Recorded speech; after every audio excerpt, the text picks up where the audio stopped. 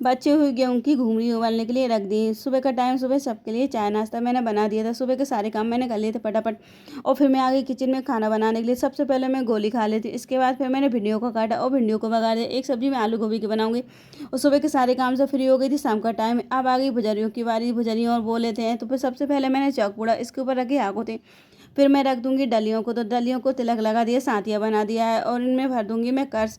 तो इस तरह पूरी डलियों में एक एक करके सब में कर्स भर देंगे। मम्मी और मैं दोनों मिलके भुजरियाँ बो रहे हैं, तो दोनों मिलके भुजरियों को इस तरह ही बोते हैं। तो देखिए सारे दोनों में मैंने कर्स भर दिया है। वो कर्स मैंने सुबह ही बना के रख लिया था और फिर ये गेहूँ सुबह डाल दिए थे गलने के लिए। तो अच्छे से गेहूँ भी गल गए। फिर 5-5 बार मम्मी सारे दोनों में गेहूँ डाल दिए हैं और फिर मैं और मम्मी पतला पतला सा इनको फैलाने लगे हैं। तो ज़्यादा मोटा नहीं फैलाना, बिल्कुल पतला पतला सा फैला दिया है।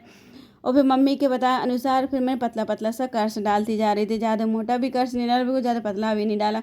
और फिर बुझानी उब चुकी थी। अब मम्मी इनको तिलक लगा देती है, हल्दी चावल चढ़ा दिया और फिर पानी चढ़ा देती हूँ, फिर हाथ जोड़ लेते हैं।